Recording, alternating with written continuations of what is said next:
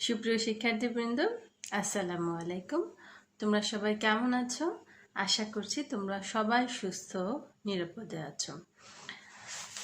আমন্ত্রণ জানাচ্ছি তোমাদের সবাইকে আমাদের আজকের ক্লাসে। আমি শামসুনার ফারুক, প্রভাষক, Lions school and college, Rangpur. তো আমাদের গত ক্লাসে আমরা পড়েছিলাম সামাজিকীকরণ কি এবং সামাজিকীকরণের যে বাহনগুলো আছে সেগুলো। আজকে আমরা পড়ব যে সামাজিকীকরণে বিশ্বায়নের কি ধরনের প্রভাব রয়েছে। এই বিষয়টা যদি আমরা পড়তে যাই তাহলে প্রথমেই আমাদের যেটা জানা দরকার সেটা হচ্ছে বিশ্বায়ন কি। তো আমরা জানি বিশ্বায়ন হচ্ছে গিয়ে বর্তমান সময়ের একটি সবচাইতে আলোচিত এবং সময় উপযোগী বিষয়, এবং বিশ্বায়নের ইংরেজি প্রতিশব্দ হচ্ছে গিয়ে গ্লোবালাইজেশন, যেটি কিনা গ্লোব থেকে এসেছে। বিশ্বায়ন হচ্ছে একটি অর্থনৈতিক ব্যবস্থা যেখানে আমরা জানি যে তথ্য, পণ্য এবং পণ্য এবং শ্রমের যেখানে অবাধ প্রবাহ থাকে। এখন বিশ্বায়নের যদি আমরা খুব সংক্ষেপে সংজ্ঞায়িত করি তাহলে বলা যায় যে বিশ্বায়ন হচ্ছে কোনো কিছু স্থানিক রূপ থেকে যখন বৈশ্বিক রূপ লাভ করে সেটাকে বলা হয় হচ্ছে গিয়ে বিশ্বায়ন, এবং এটি এমন একটি আন্তর্জাতিক অর্থনৈতিক ব্যবস্থা যেটি কিনা সম্পূর্ণরূপে নিয়ন্ত্রিত হয় হচ্ছে গিয়ে তথ্য এবং প্রযুক্তি দ্বারা। তো বিশ্বায়নের যদি আমরা বলি যে বর্তমান যে রূপ, এটা কিন্তু একদিনে আসেনি, দীর্ঘ দিনের একটি ফলাফল হচ্ছে গিয়ে এই বিশ্বায়নের বর্তমান রূপ। এবং আমি কিন্তু বোর্ডে লিখে রেখেছি বিশ্বায়নের যে রূপকে যদি আমরা স্তরায়িত করি তাহলে এটাকে আমরা 3 ভাগে ভাগ করতে পারি। প্রথম যে বিশ্বায়নের প্রথম স্তর সেটি হচ্ছে 1200 সাল থেকে 1850 সাল পর্যন্ত। বিশ্বায়নের দ্বিতীয় স্তরকে যদি আমরা ভাগ করি সেটা আসবে 1850 থেকে 1915 পর্যন্ত, এবং বিশ্বায়নের তৃতীয় স্তরকে যদি আমরা বিবেচনা করি সেটা হবে 1945, অর্থাৎ দ্বিতীয় বিশ্বযুদ্ধের পর থেকে বর্তমান অবস্থা পর্যন্ত। তো বিশ্বায়নের প্রথম স্তর যেখানে হয়েছে ওটাকে বলা হয় যে উপনিবেশবাদের যে সময়টুকু, অর্থাৎ পৃথিবীতে যখন ইউরোপীয় দেশগুলো উত্তর আমেরিকা এবং দক্ষিণ আমেরিকা আবিষ্কার করে, তারপর ইউরোপ থেকে এশিয়া এবং আফ্রিকায় যাতায়াত ব্যবস্থা আবিষ্কৃত হয়, তখন কিন্তু যেটা হয় যে ইউরোপের দেশগুলো সারা পৃথিবীকে উপনিবেশ হিসেবে শাসন কার্য শুরু করে, এবং তখন কিন্তু এক জায়গা থেকে আরেক জায়গা, তখন যুদ্ধটা হতো গিয়ে যেটাকে বলা হয়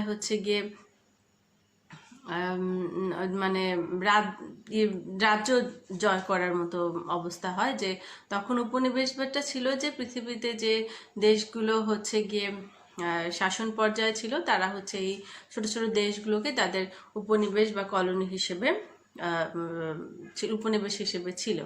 এবং তার পরবর্তী যে সময়টা আসে সেখানে মানুষ ওখানে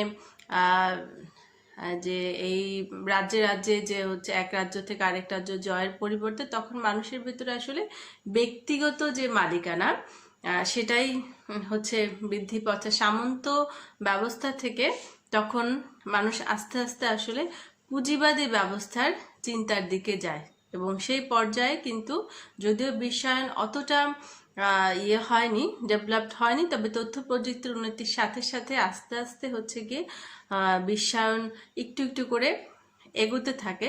আর তখনকার বিশ্বায়নের সাথে বর্তমানের বিশ্বায়নের একটা অন্যতম পার্থক্যের কারণ তখনও মানুষের ভেতরে কিন্তু বিশেষ করে পৃথিবীর যে ধনী দেশগুলো আছে বা সাম্রাজ্যবাদী যে দেশগুলো আছে সেগুলো তখনও নিজেদের ভেতরে অতটা ইউনাইটেড ছিল না। কিন্তু বিশ্বায়নের একটা বিশাল পরিবর্তন ঘটে যায় 1945 সালে পর থেকে। কারণ তখন দ্বিতীয় বিশ্বযুদ্ধের পর থেকে আসলে সারা পৃথিবীতে যে সাম্রাজ্যবাদী দেশগুলো আছে এগুলো একত্রে মিলে নিজেদের উন্নয়নের জন্য কাজ করা শুরু করে বলেই কিন্তু হচ্ছে গিয়ে এই বিশ্বায়ন বর্তমান রূপ লাভ করে, এবং হচ্ছে পুঁজিবাদী এই চিন্তা ভাবনা বা পুঁজিবাদী অর্থ ব্যবস্থার কিন্তু একটা বিশাল ভূমিকা রয়েছে এই বিশ্বায়নের বর্তমান অবস্থার জন্য। তাছাড়া বিশ্বায়নের এই ধারণার পরিবর্তনের পিছনে আরও যে কিছু নিয়ামক হিসেবে কাজ করে সেটা হচ্ছে 1944 সালে বিশ্ব ব্যাংক, 1945 সালে জাতিসংঘ ও IMF, 1946 সালে গ্যাট হচ্ছে গিয়ে হয়, এবং এই গ্যাটের উপরে ভিত্তি করে কিন্তু 1995 সালে বিশ্ব বাণিজ্য সংস্থা হচ্ছে সংগঠিত হয়। এবং এগুলো কিন্তু আস্তে আস্তে, যেহেতু এগুলো হচ্ছে পৃথিবীতে সবচাইতে ধনী দেশগুলো মিলে এই সংগঠনগুলো তৈরি হয়েছে, এবং এরাই কিন্তু আস্তে আস্তে সারা পৃথিবী ব্যাপী তাদের ব্যবসা বাণিজ্যকে তারা হচ্ছে গিয়ে আন্তর্জাতিক রূপ দেয় এবং হচ্ছে গিয়ে বিশ্বায়ন সারা পৃথিবীব্যাপী ছড়িয়ে পড়ে। তবে আসলে শুরুর দিকে বিশ্বায়নের ধারণাটা যেরকম ছিল, ধীরে ধীরে কিন্তু সেটা পরিবর্তন হয়ে যায়। প্রথমে বিশ্বায়ন আসলে এই ধারণাটা তৈরি হয়েছিল হচ্ছে গিয়ে মানুষের হচ্ছে গিয়ে দরিদ্র দেশগুলো হচ্ছে গিয়ে সমপরিমাণ সুযোগ সুবিধা পাবে, বা তাদেরও হচ্ছে উন্নত বিশ্বের সাথে সাথে সঠিকভাবে তাদের উন্নয়ন করা হবে, এই হচ্ছে গিয়ে পরিপ্রেক্ষিত নিয়ে। কিন্তু পরবর্তীতে আসলে এই সাম্রাজ্যবাদী বা পৃথিবীতে যে শক্তিশালী দেশগুলো আছে, এরা শুধুমাত্রই নিজেদের হচ্ছে গিয়ে উন্নয়নের জন্য হচ্ছে গিয়ে কাজ করা শুরু করে, এবং যে চিন্তা ভাবনা নিয়ে বিশ্বায়ন তৈরি হয় ঘটে যায় তার সম্পূর্ণ বিপরীত বিষয়। এবং পৃথিবীতে যেগুলো দরিদ্র দেশগুলো আছে, তারা এই উন্নত দেশগুলো দ্বারা আরও শোষিত হতে থাকে, এবং হচ্ছে গিয়ে তারা আরও গরিব থেকে গরিব হতে থাকে। তো আসলে পৃথিবীতে আসলে এই উন্নত দেশগুলোর যে জীবন ব্যবস্থা বা তাদের যে হচ্ছে বিলাসবহুল জীবন, তাদের সাথে আমার পৃথিবীতে যে অনুন্নত দেশগুলো বা উন্নয়নশীল দেশগুলো আছে, তাদের জীবন ব্যবস্থার যে ফারাক, এই পুরোটার জন্যই কিন্তু মোটামুটি বিশ্বায়নই দায়ী। এবং বিশ্বায়নের যে নিয়ন্ত্রক উপাদানগুলো আছে, সেগুলো আমি বোর্ডে লিখে রেখেছি। সেটা হচ্ছে অধিক উৎপাদন, অর্থনৈতিক বিশ্ববাজার ও উন্মুক্ত বাজার। এবং আমরা জানি যে বিশ্বায়ন হচ্ছে মুক্ত বাজার অর্থনীতির একটি প্রয়াস। এরপর আছে তথ্য প্রযুক্তি, এবং কারণ তথ্য প্রযুক্তি ছাড়া কিন্তু বিশ্বায়ন একেবারেই অচল। আচ্ছা, বলতে গেলে বিশ্বায়নের যে বর্তমান রূপ, এটা তথ্য প্রযুক্তিরই ফলাফল। এবং আরেকটি যেটা গুরুত্বপূর্ণ উপাদান, সেটা হচ্ছে রাজনীতির আন্তর্জাতিকীকরণ। আমরা দেখতে পাই যে সারা পৃথিবীব্যাপী হচ্ছে গিয়ে বিশেষ করে এই অনুন্নত দেশগুলোর উপরে উন্নত দেশগুলোর যে একটা হচ্ছে গিয়ে যেটাকে বলা হয় ছড়ি ঘোরানোর বিষয়, তারা চায় সবসময় আমাদের মতো অনুন্নত দেশগুলোকে তাদের নিয়ন্ত্রণে রাখার জন্য।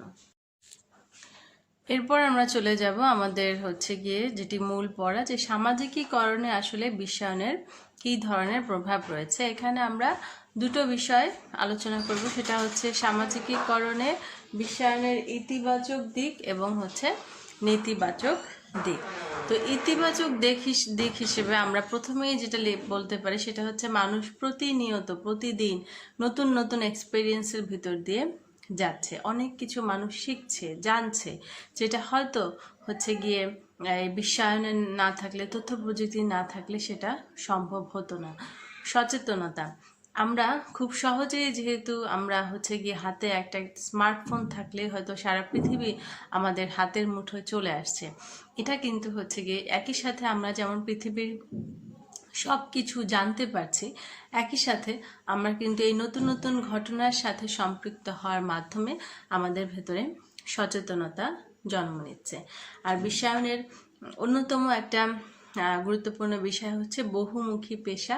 আমরা জানি যে আসলে এখন অনলাইন ভিত্তিকই এত ধরনের কাজের ব্যবস্থা রয়েছে যে মানুষ চাইলে ঘরে বসেই কিন্তু হচ্ছে গিয়ে অর্থ উপার্জন করতে পারছে।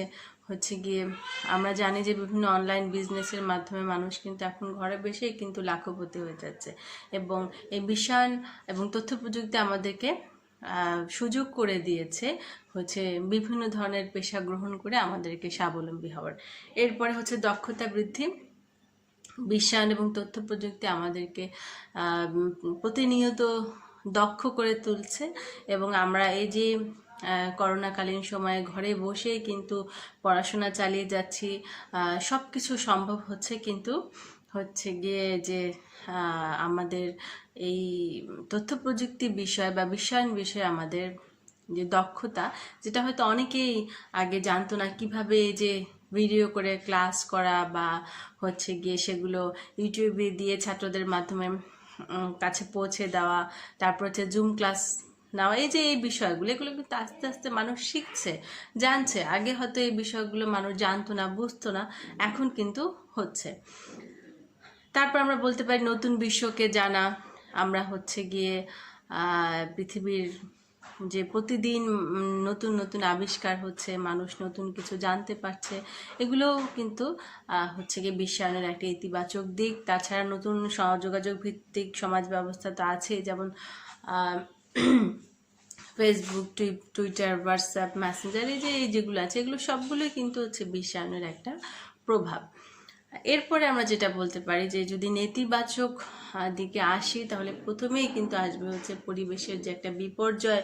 পৃথিবীতে আমাদের যে এই তৃতীয় বিশ্বের যে হচ্ছে দেশগুলো আছে, আমরা উন্নত দেশগুলো, আসলে বিশ্বায়নের ফলে কিন্তু উপকৃত হচ্ছে উন্নত দেশগুলো, কিন্তু হুমকির মুখে কিন্তু পড়ছি আমরা এই যে দেশগুলো আমরা জানি যে একটু নিচু এলাকায় অবস্থিত, গ্লোবালাইজেশনের ফলে কিন্তু ধীরে ধীরে আমরা জানি পরিবেশের একটা বিপর্যয় ঘটছে, এবং এর ফলে কিন্তু সবচেয়ে বেশি ক্ষতিগ্রস্ত হব আমরা।